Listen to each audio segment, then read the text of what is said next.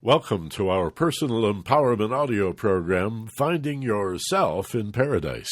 Hi, I'm Michael Benner. And I'm Steve Snyder. And this is our final episode of our mini-series, The Family Learning Hour, as we find ourselves in paradise one more time, talking about the essential nature of how to learn.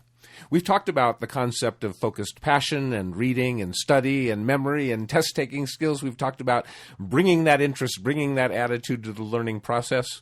We talked about how to read faster and better with more concentration and better comprehension. We'll talk more about that a little bit too. But what we haven't talked about yet is how to take learning to the next level with all the people in your life, how to use most effectively the resources that are available, your parents, your teachers, your colleagues or friends, your fellow students, to become an even better learner yet.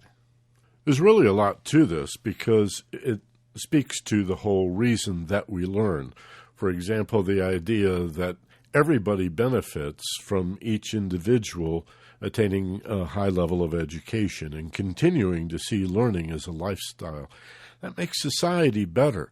And so with the opportunities, the social opportunities to take your education into the world, also come personal and social responsibilities. And we think that's an important part of closing the cycle so that the whole idea of why should I learn? What's the point? Well, who cares? Begins to actually make sense. Well, because it benefits you and everyone else to the exclusion of no one. We're all increasingly aware that we're facing one destiny as a planet, and hopefully we'll continue to honor diversity and respect cultural differences and even celebrate diversity in all ways. But global consciousness is at hand with the environmental, the economic, so many reasons for us to see our common destiny that we have to take these learning skills to the streets. And understand, we must, so to speak, practice what we preach. We talked about study being a process where you read through something without judgment, and then you go back over it very, very quickly. So that's what we're going to do. We're going to study the material we've spent all these hours listening to. We're going to very quickly review the nature of focused passion as a state of mind, the idea of becoming the higher self, more mindful, and then using those awarenesses to accelerate your reading, study, memory, and test-taking skills, and to have the most powerful attitude and interest in the material you're going to learn. So we're just going to bounce back and forth with some ideas about these things, about, for example, the nature of the higher self. By taking just one slow, conscious, deep breath, as we've said, you can step out of whatever you're doing, take a step back, and watch yourself do whatever you're doing. Now, that higher self, the ability to see yourself, the ability to not be your thoughts, not be your feelings, but to just see yourself, detachment without disassociation. That is, it's still you, but you're not run by your thoughts and feelings. That's the first step. It always begins with one slow, conscious, deep breath. This is a concept that's been taught for thousands of years on this planet in a variety of different ways, from education to religious and psychological folk wisdom. The whole idea of an elevated point of view is not only central to the Family Learning Hour, it's really start here. Everything has to flow from a sense of I'm more than my thoughts and feelings. A great way to reorient yourself is just to remind yourself, I have choices. Anytime it feels like you don't. And even if they're not obvious to you, you just say to yourself as a response to any problematic situation, wait a minute, I got some choices here.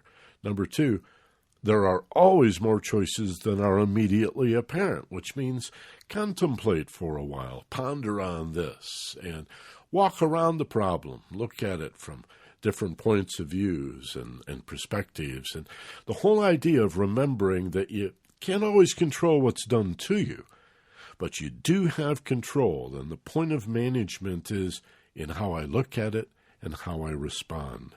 And this whole idea of empowering yourself, empowering students, people that you're helping and mentoring with, I have choices. That's what creates the mindfulness, the bigger picture, the gestalt that is essential to being the best learner we can be.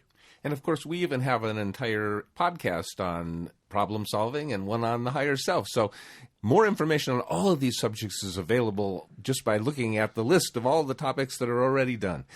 But what we want to talk about is taking that higher self and moving with that self to the state of focused passion. That's the next step. Finding yourself in paradise, closing your eyes, taking that deep breath, and then creating in your mind that peaceful place, that safe place where you can feel both at peace and safe and powerful, like you have choices. You have this escape, this place you can go anytime you want to by just taking a deep breath and closing your eyes and cutting out the excess outside world because you don't need to worry about that. You're safe right now. You can close your eyes and go inside with that deep breath and go to that paradise place. And that's where you have to begin the learning process. Just the breath takes you out of your stuff and gives you an opportunity to see your higher self. But when it's time to learn, when it's time to do something important like learn, you need to find yourself in paradise. This is substituting a relaxation response for the automatic or autonomic fight-or-flight response. In order to be the best learner you can be, you need to first of all convince your body or your brain or subconscious mind, depending on how you look at it, that you're really safe and that it's okay to let go of a tendency to be easily distracted and actually focus your attention, to concentrate, like you focus a camera or binoculars, or find that point with a magnifying glass where the sunlight comes to a pinpoint, right? And paper bursts into flame. Pretty amazing thing. The whole idea of focus, as in focused passion, right? Understand this difference is a pretty simple principle, really. If the body believes that you're in some sort of danger, if there is, even on an unconscious level, a perception of danger or potential for it, your body goes into fight or flight. That's good for fighting off real danger or running away real fast, but that's not the best level to learn and understand. So we have to substitute a relaxation response for that fight or flight response to get to a place where we can be the best learner possible. We need to tell ourselves that we're really safe, and we do that with a breath. That's probably the one most important thing you can do that changes everything. Brain waves, brain chemistry, and now feeling safe. Here comes the attention, natural attention, and the curiosity and the capacity to really see the bigger picture and understand complex consequences. But only if you can convince yourself that you really are safe. The breath, closing eyes if you can, or just gently fixing your attention, like looking at a book, and then a feeling of letting go. That's the mental rehearsal that is the alpha brainwave state. So the first step is to find that higher self with the deep breath and be aware. I mean, just the idea that you're purposely taking a breath. Instead of breathing like you always do, you're purposely taking a breath. You're doing that consciously. And then purposely take yourself to this paradise place, the same one each time. You can embellish it, but have fun with it. It's a beautiful place. And as you feel safe, the next thing you want to do is set your mind on what are we doing this for? What's the idea? What's the destination we're looking for, so you imagine yourself being a great learner? What does that look like to you? How's that feel to you? What does it sound like? What do people say to you if you are a great learner? Imagine yourself being able to open a book, read it, understand it, do great on the test. Imagine yourself being able to write wonderful papers. Imagine yourself being able to do best under great pressure. Give your mind the target. You may not achieve the best you can imagine, but at least give your mind an idea of what we're heading toward. Give your mind the target.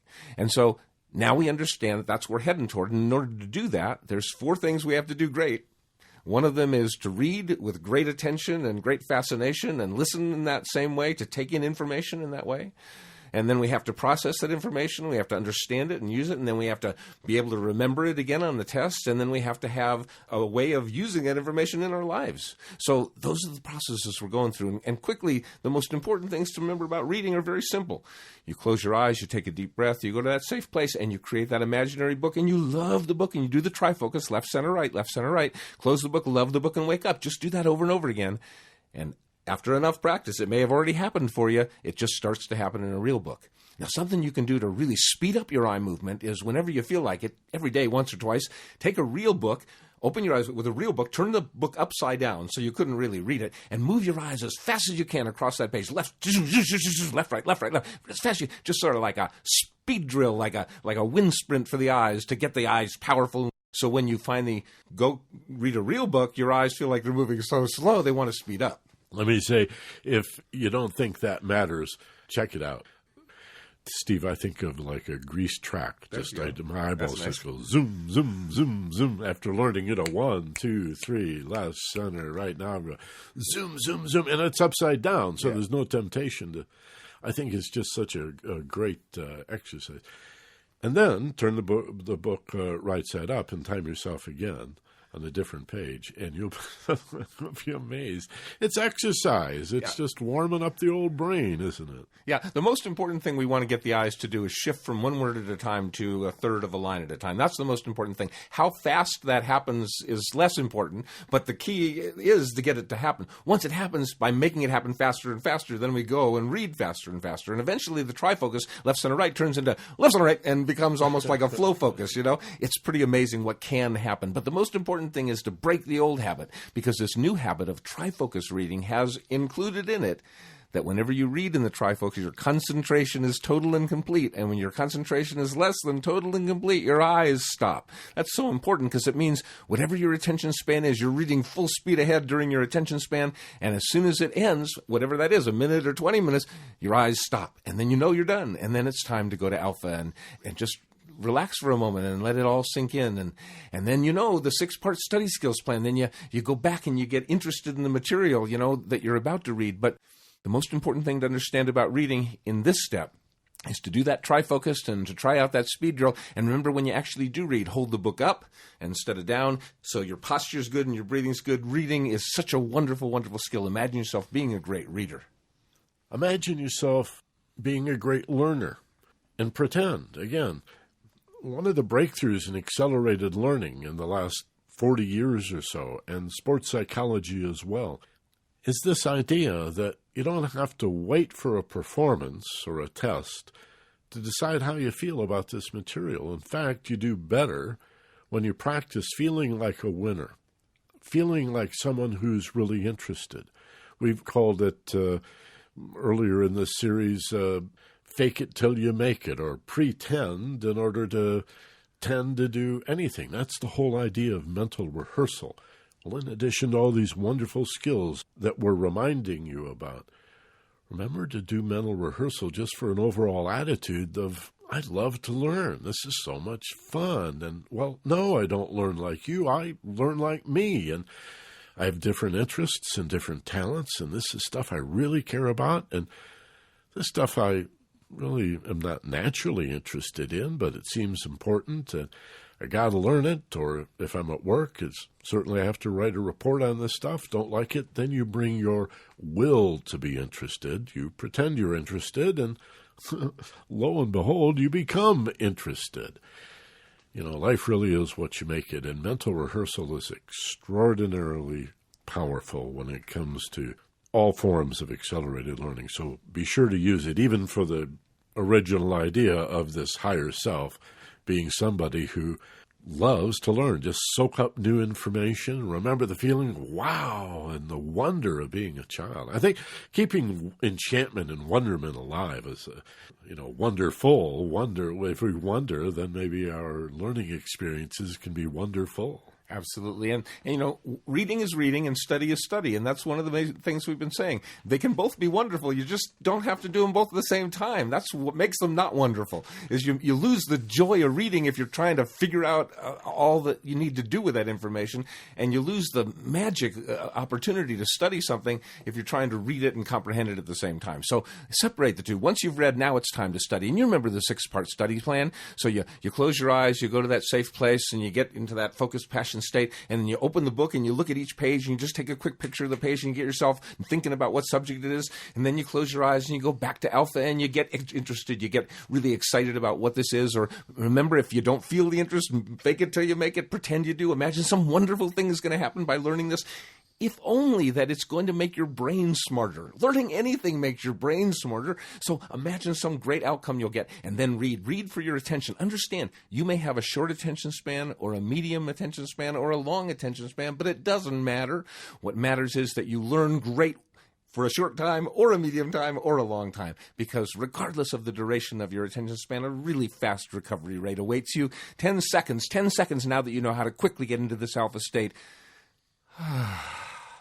And you're totally and completely ready to give it another few minutes or however long your mind will go. So you read for your attention span, and then you relax, see that black velvet in front of your eyes, like Michael talked about, that black silk, and then go back over the material really fast over what you already knew, really fast over what you got the first time through, really fast over what you can forget, and carefully study what you still need to get.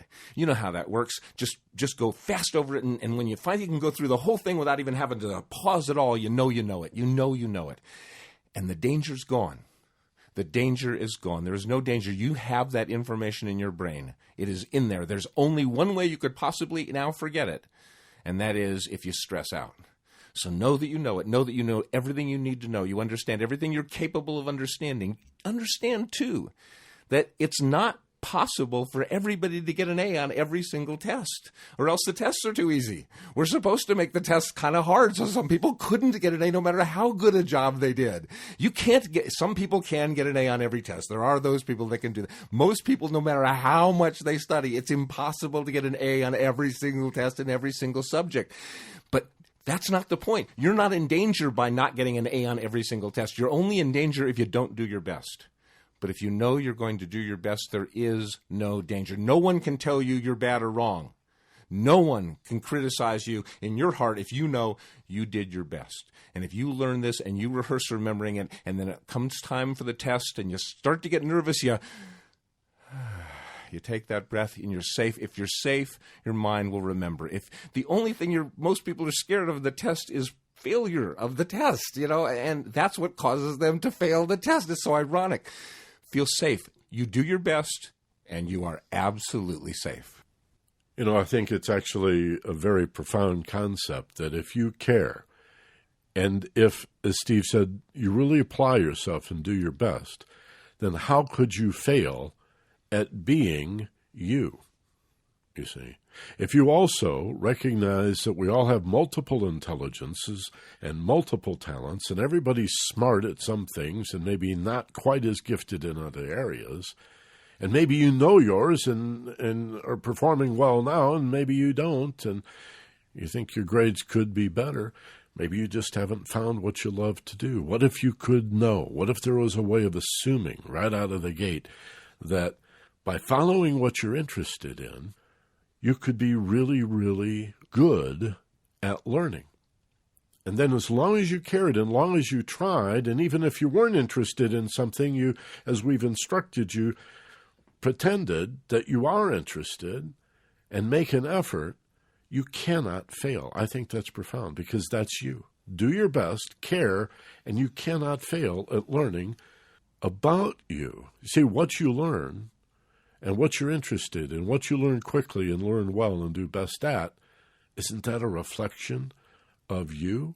Isn't that where we began this summary? The higher you, the real you, the true you, not the roles, not the masks, not the characters trying to please other people, but the real authentic self, and to be okay with that and to let that part love learning. See, you cannot fail. That's the way I see it.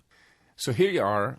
You know how to learn, and you read the thing, and you study the thing, and you still haven't learned it. What do you do now? That's where other people can be helped. See, you don't have to be alone in the learning process. You have the opportunity to ask for help, and your parents can help you, your teachers can help you, your fellow students can help you, but you have to know what to ask for. Because you see, if you ask for the answer to the question that you're trying to figure out, and they give you the answer to the question, you haven't learned anything. You don't know how to answer it next time. You've memorized something, but you haven't learned anything. What you need to ask for help on is, help me understand this question. Because if I understood the question, I'm smart. If I understood the question, I'd be able to figure out the answer. The only reason I can't figure out the answer is because I don't understand the question. Help me understand the question. You can ask that of your parents. You can ask that of your teachers. You can ask that of your friend who's really good in math, although not so good in history, and you can help him in history or her in history and get help in math. You can tutor each other. You can mentor each other. But the question you need to ask is not what's the answer to this problem, not how do I solve this problem. How do I understand the problem so I can figure out how to solve it? Because it doesn't do me any good to know the answer. What I need to know is how to figure out the answer. We're talking about the difference between knowledge and understanding. Knowledge is an aggregation of data, of information, of bits and pieces and facts and figures, even concepts or phrases that you collect. But what's it all mean? What's the relationship of all these bits to all these other bits? Where's my scheme? Where's my overarching umbrella concept? What am I supposed to do with this? Realizing the answers to those questions, to me, is understanding. That's taking knowledge to the next step. And if you practice these tools and these skills, the mental rehearsal and the alpha brainwave state of the higher self, you'll have that realization on demand. So if you would like to be assisted in your learning process, and I think all of us certainly deserve that, one of the greatest ways to do it is begin by assisting your friends. That is, in those areas where you're pretty darn good, it comes to you. And you can see with your pal, it's not coming to them. They're having trouble with it. Don't give them the answer. That doesn't help them any. But see if you can share with them like how you approach the problem. That is, what is it that you bring to that problem? Maybe it's how you see it, or maybe it's what you've heard, or just describe as best you can, like what was the road you took to come up with the answer, and see if, I never thought. They might not have ever thought of looking at it that way. So the basic idea here is to become a mentor. Then when you need some help, those people who have strengths in those areas that you're not as strong in can help too. And of course, as I said, parents are always available, older brothers and sisters are available, and the teacher is also available. That's part of the job, So your job is to be able to learn something. Now, the only thing that would block you from doing that, because you're competent, you're not brilliant at everything, but you're competent. You could learn anything in any of those school books. The only thing that would block you is you didn't understand how to go about finding the answer. Not that you're not capable of finding the answer, that you didn't know which road to take. So that's what you need to find out. And that's what you need to ask about. Help me understand the question. Help me understand the process. If you have a term paper to write or a final exam to study for, it's totally different than in a normal weekly exam, and you've never done one, or you've always done it poorly, and you don't have a strategy. You don't have a strategy. How do I study for a final exam? I can't study for a final exam the week before the final exam. I gotta make a long-term project. We've got programs on getting started. We've got programs on perseverance. We've got programs on peak performance. But the bottom line is, if you don't have a great strategy for how to write a term paper or study for a final exam, then you need help with the process, not the content. You can write your own paper, but if you don't know how to sit down and write it, there's lots of people out there who are really good at this, who would love to assist you in doing that. And that's what life is about. When you got in the real world, it's not like you get put in a little cubicle and you do your job all by yourself and you never interact with human beings. A big part of what the real world is about is interacting. And so learning doesn't have to be a solitary process. Those things that you understand all by yourself from reading it, that's great. But something you need help with, hey, there's nothing embarrassing about needing help understanding the question. And remember, that's a two-way street. Offering help benefits you. Have you ever heard the axiom, he or she who teaches learns twice? Boy, if you want to study for a test, go teach it to somebody who doesn't understand it. You want to really get it down.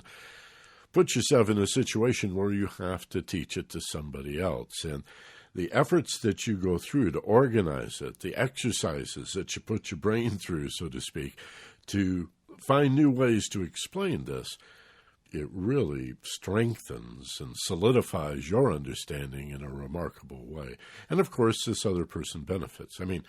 Provided they're interested in learning. I suppose you could talk to the dog and pretend you're teaching somebody and you'd still benefit. But it's a two-way street. So ask for help, but be a good teacher and offer help too. So the most important thing that you can do in the learning process to begin with, in terms of dealing with other people, is to listen to them, especially listening to your school teachers, listening to your parents. Listening is a very important skill. So the first step in listening is to have the desire to. You got an interest. I want to listen to this thing. And when you find yourself wandering away, and you will, because nobody could listen forever to anything. You have an attention span. When you feel yourself wandering away, take a breath. Be conscious of the fact that you've wandered away for that moment. Take a breath and then bring yourself back. You'll go away some, but you don't have to go away for much. Pay attention and listen. And now, when it's time to work in a group of people, with a team, figuring out a problem, solving a problem, working a project together, one of the things you want to do, of course, in addition to being a great contributor to that team, is to help the team work most efficiently. And you can do that by exemplifying the best way to work in a team. And one of the things you need to understand is that to keep the team feeling like a team, that is, everybody's on the same side. So if anybody disagrees with anybody else, what we need to do is find something in what that other person said that we can agree with, so that we always feel like we're on the same side. This is a very profound concept. This is key to mediation. It's really called the middle ground. It's the idea that every idea is true, but to varying degrees. And that if instead of being in an all black or white world, we begin to move into the relative middle, to variations and permutations and combinations, then you can find what small degree of merit there may be in the argument or the conflict you're having with another person in your family or at work or whatever. And all you have to do is acknowledge that. Just give them that one little bit, right? Well, we don't agree on this, Bill, but, the one thing that I can say I agree with, and then just give them that argument, I mean, if somebody says Columbus sailed in the 10th century, and that wasn't, but you can say, you're right, he was one of the earliest sailors there was. Find a way so you're not fighting each other when you're working in a team. You're not against each other, you're on the same side, and if one person sort of sets the tone of, like, it's not anybody against anybody, but it's everybody for the one purpose of solving the problem. It's us against the problem. It's us against the project. It's not us against each other. One person can change the whole dynamic of a group, and that can be you. Oh, and Steve, I just remembered we should also summarize memory skills. Indeed. I remembered to remember. Any discussion of memory, of retention and recall, really has to center around the idea of being awake, aware, alert, and in the moment. Because if you don't remember something, what you know about that something you're trying to remember, you know you were there, but you don't remember it, means you weren't paying attention. Your mind was off thinking about something else, something that had a higher emotional impact that might be easier for you to remember, because that's what we remember and why we remember what we remember. It's what you care about. So you don't know where you left your keys? What do you know? That when you put those keys down, you were thinking of something else. What if you could just be more present? And anytime you want to make it a point to remember or remember to remember, just take a breath and bring yourself into the moment. Stop thinking about anything from the past. Let go. You can go back later. Stop worrying about the future. Let go. You can do that later if you want. And I'm putting my keys here. That'll be easy to remember, you say to yourself. It doesn't take as much time as I'm taking now to explain it. You can do it in a nanosecond. It's just about being awake and aware and alert. Yeah, I kind of like to look at my keys and go, keys! I say it real loud in my brain because I like to remember that real easy. But the most important thing is take responsibility for your memory. Take responsibility for being a great learner. Take responsibility for being interested. And if for no other reason, do your best in school because it makes you smarter. And if you want to know, what are the advantages of being smarter? Well, here's an easier question. Name one disadvantage. There are no disadvantages to being smarter. Everything is an advantage of being smarter.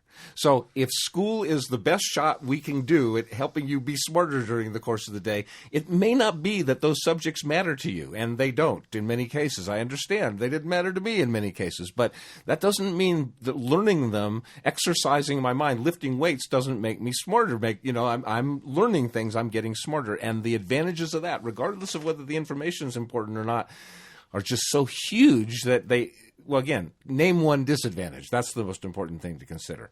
Being smarter has every advantage that there is in the world. And you can do that by doing your best in the learning process. And it's simple. All you have to do is read, study, remember, and effectively take the tests, bring the right attitude, and stay in that focused passion state. It's all about one slow, conscious, deep breath. It all begins with that. It's about taking yourself to paradise. It's about being in charge of your learning. And remember, as Michael so wonderfully said just, I think, in the last show, if you wait for interest to come to you, then you're the victim, you know. You're in charge. You bring interest to the thing that you want to learn. And you know as well as I know that when you're interested in something, when you're truly, passionately interested in it, it's easy to learn. Great quotable quote. I'm not sure who to attribute it to anymore, but I remember the quotation. It goes something like, I am not a victim of circumstances. I create circumstances. It's such an important concept, and it's not limited to an idea that you're some sort of God and that you're not living in a cause-effect world. It's like saying, I create circumstances is, well, I didn't really create the situation I'm in. Maybe I did. Maybe I contributed to it. Maybe I was blindsided by it. Does it really matter whether you created the situation you're in and now regret it, or contributed to it, or are a total victim of it? It doesn't really matter, you see, because you have the opportunity to empower yourself with responsibility for perception and response. And that's how you create circumstances. You initiate a response. You manage the response. That's where your power and your control is, not in struggling with the stimulus, not in trying to find some benefit in being a victim of a life that only comes at you, but to manage the part that comes out of you. This is powerful stuff, and I think a nice place for our summation to sort of, it feels like we're sort of wrapping it all up and coming back to the beginning now of, you are this higher self, this elevated point of view that realizes this bigger picture. And so from that place, from that awareness, take that one slow, conscious, deep breath. The eyes closed. Do it twice. Breathe and find yourself in paradise, in your safe place, in that peaceful place. And in this place, time is quite different than it is in the world above. Here in this world of your mind, you find time is unique. Imagine that imaginary book that you seek, and in just a second it's there and right out of the air. And now take that book and hug it to your chest. Give it all your very best. Love that book more, more, more. See the trifocus exercise. Get ready to move the eyes. Here we go. Left, center, right. Left, center, right. Left, center, right. Left, center, right. Stop. Close the book. Love the book. And remember, whenever you read, you read in the trifocus. When you read in the trifocus, your concentration's total and complete. When your concentration's less than total and complete, your eyes will stop. Every time you read in the trifocus. When you read in the trifocus, your concentration's total and complete. Your concentration's less than total and complete. Your eyes will stop. And of course, when you read, the 6-part study skills plan comes to mind. So you scan the pages, put them in your mind, and then you psych up, get excited, and you get ready for what you're about to find, and then you read for your attention span, and then you let yourself process and go back, and you go quickly over the stuff that you already have on track, and then you imagine yourself taking the test and doing your best, and you go through the plan, and you've got it in hand, and you know you're going to do your best. Whatever grade you get, you feel safe, because you know you did your best. You feel safe, because you know you did your best.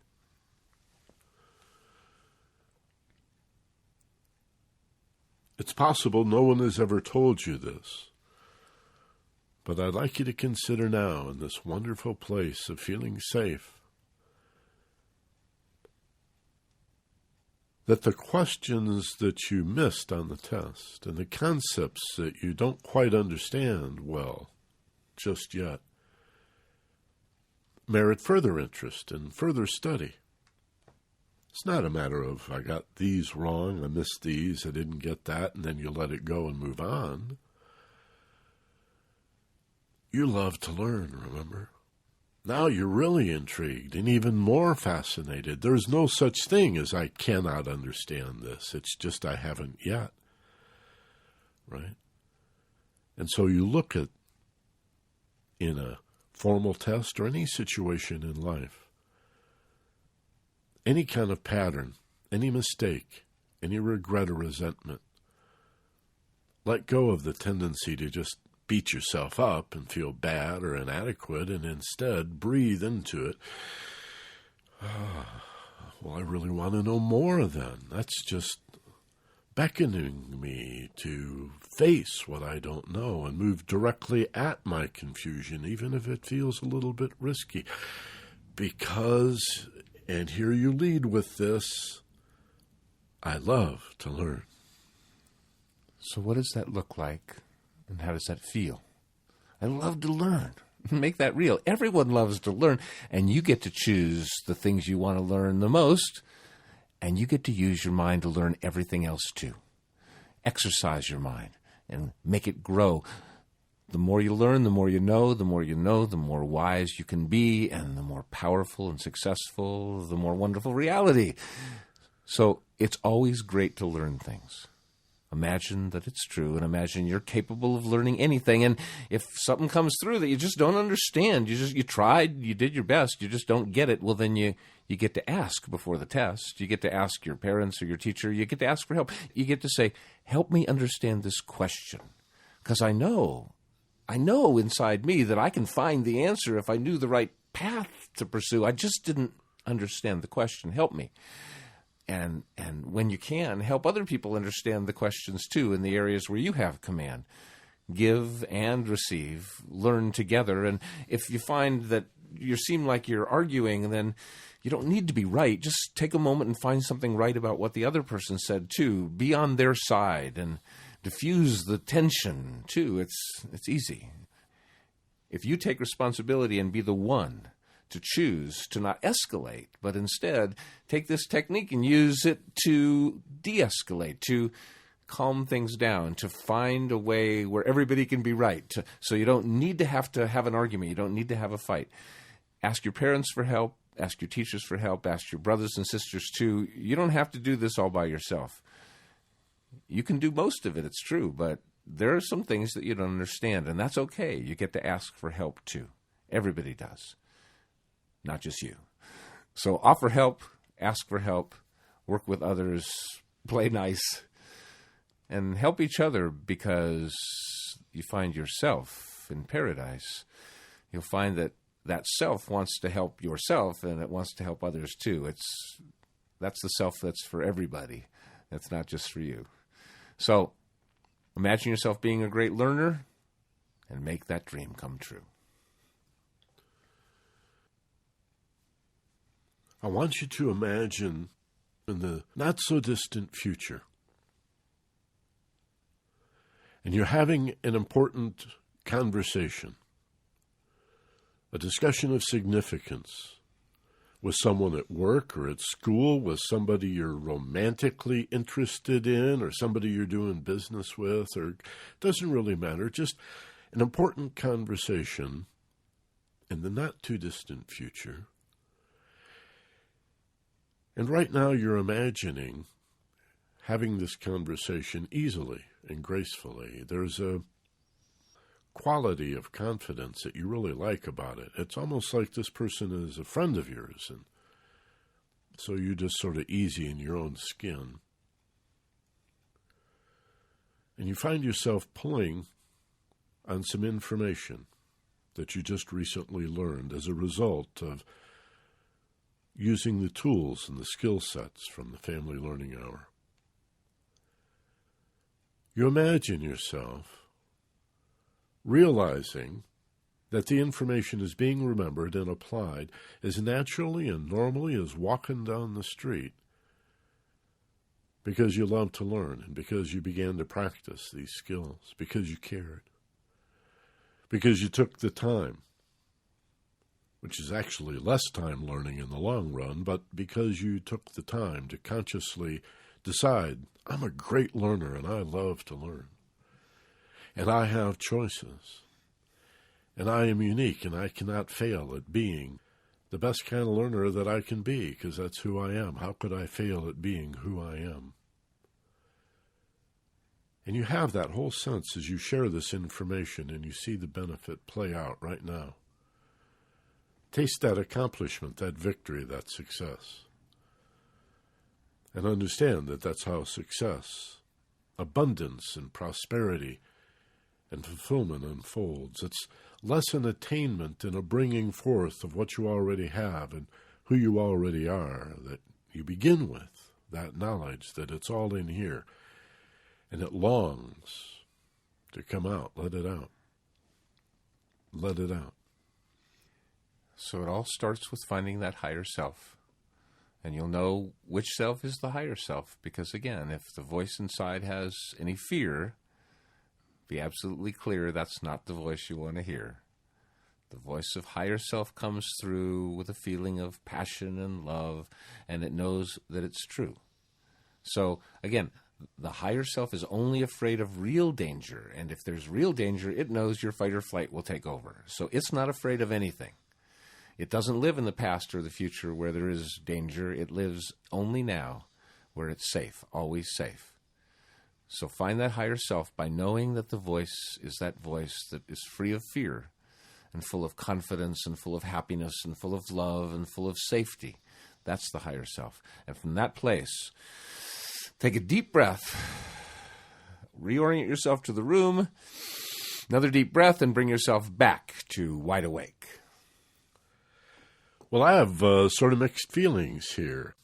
Part of me is sad that we're closing this mini-series, the Family Learning Hour, these 5 programs that we've brought to you, but of course another part is excited to move on to other things. And we'll do other mini-series in other areas, but personal empowerment is what we're about. Personal development, human potential, mind science, heart science, the art and science of being. There's a lot of ways of talking about it, but you know why you're here.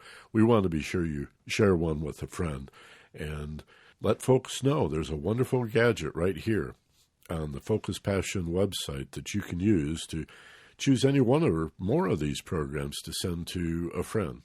And we encourage you to do that. It's a wonderful gift, and especially if you choose something like the Family Learning Hour or another topic that is specific to a need that maybe a friend or associate of yours has. And just don't choose a random program, although that's okay. Find something that they'll benefit from and use that gadget. Send one to a friend at focuspassion.com. I've sent the Working with Difficult People to a lot of people. That's a wonderful podcast. So, in the nature of how we teach, tell them what you're going to tell them, and tell them what you told them. Remember these things above all. You are a higher self. You close your eyes and take a deep breath, and you go to paradise. You read with the trifocus. You study with the 6-part study skills plan.